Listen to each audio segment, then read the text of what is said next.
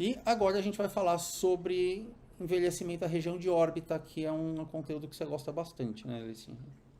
Eu gosto.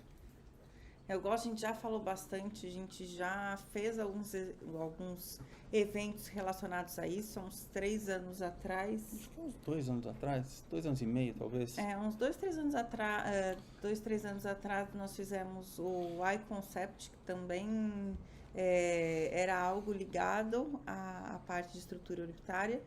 E querendo ou não, Desculpa, eu estava pensando, a gente está ao vivo. e querendo ou não, é uma das principais áreas de envelhecimento, as que acontecem primeiro, na verdade, né? Nos pacientes de 50 anos, elas já estão bem mais marcadas e já deveriam até ser tratadas antes. Porém, por volta dos seus 50 anos, é quando elas começam, de fato, a ficar muito marcadas.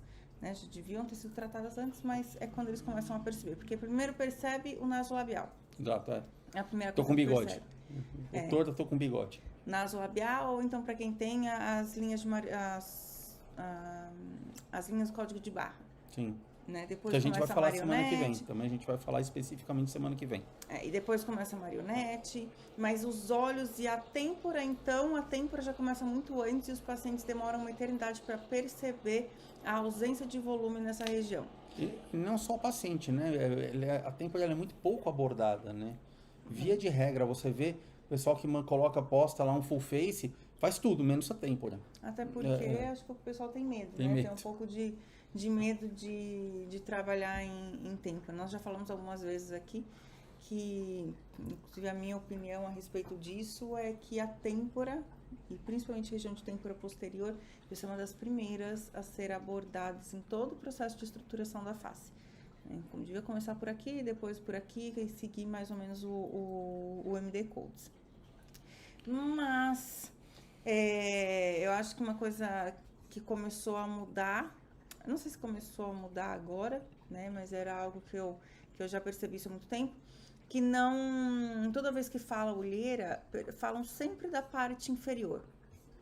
É sempre da estruturação da parte inferior. Pouquíssimas pessoas abordavam, né, a parte do terço superior, a parte superior da órbita, ou mesmo a lateral. Era uma área muito pouco abordada e que acabava deixando a órbita um pouco incompleta nos tratamentos. Né? E na verdade tem uma associação, né? A têmpora faz uma, vou falar combinação, não sei se é esse o termo, mas Uma continuidade, é uma né? continuidade, acho que é o termo correto. Ele é uma continuidade da região orbitária. Então, muitos dos tratamentos em região de têmpora melhora a condição periorbitária.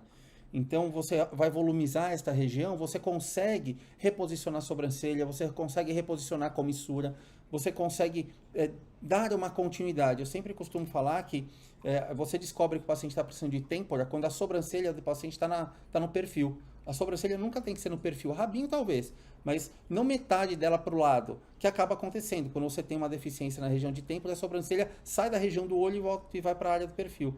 Então ela é uma área muito importante de ser abordada nesse sentido. Não só de têmpora, quanto de RUF, né? Exatamente. O RUF, a porção de fronte lateral também, que acaba tendo uma unidade nessa situação toda, tudo isso interfere até em posição de sobrancelha, interfere naquele excesso de pele, na formação de bolsa, que a gente comentou também em alguma aula anterior, que, acho que ainda não saiu aquela aula de edema. A gente gravou uma aula falando especificamente da toxina botulínica causar edema, entre aspas, em alguns pacientes, quando na verdade não é edema, é o excesso de pele que o paciente tem e ele teve uma falha no planejamento e na execução da toxina. Então está tudo muito relacionado a essa área dos olhos. Isso fugindo até da parte de pigmentação, porque toda vez que a gente fala de olheira, a maior parte dos pacientes encara a olheira como se fosse a pigmentação. Realmente está muito escuro aquele lugar. Quando na verdade não é o escuro só. Claro, faz parte esta associação, né? Associar também a parte dérmica. Mas está muito relacionado à estrutura que se altera nessa região e todo o complexo ligamentar da área, porque é muito complexa a região orbitária. A anatomia da região orbitária ela é bastante confusa. Até por isso que tem um monte de gente que tem receio de tratar essa região. E já começa pela dificuldade que tem de identificação das estruturas nessa região, pela confusão de nome que às vezes acontece nos artigos quando a gente pega e vai estudar sobre a área, né?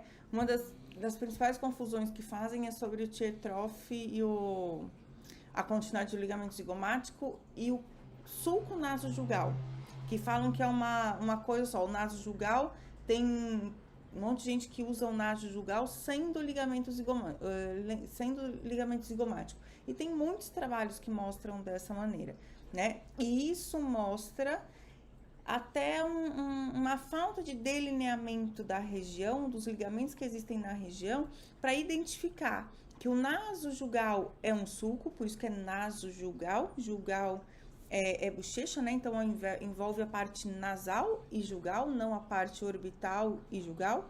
Então o nasojugal ele não sai do tear trough, o que sai do tear trough e une com o ligamento zigomático é o tear trough, que continua no ligamento zigomático.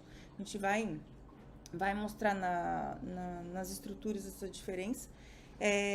E aí o nasojugal que forma mais ou menos a parte posterior do compartimento de gordura nasolabial, que seria por isso que forma aquela linha. Não é em todo mundo que ela é evidente, não é em todo mundo que ela é marcada. O que acontece de ficar marcado de fato é o ligamento zigomático, que ele acompanha todo o osso zigomático, o osso maxilar e o osso zigomático, e ele continua até o arco zigomático.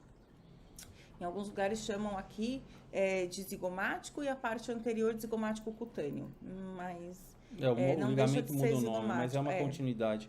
E, na verdade, justamente esse desconhecimento anatômico muitas vezes direciona uma terapêutica errada. Então, aí que aparecem aquelas situações de vai fazer um preenchimento em região orbitária, deu efeito Tyndall, ou o paciente passa a ter um edema, um acúmulo de líquido nessa região anterior, porque você colocou numa posição que não é para ter gordura. Então, esse conhecimento é muito importante na hora do planejamento.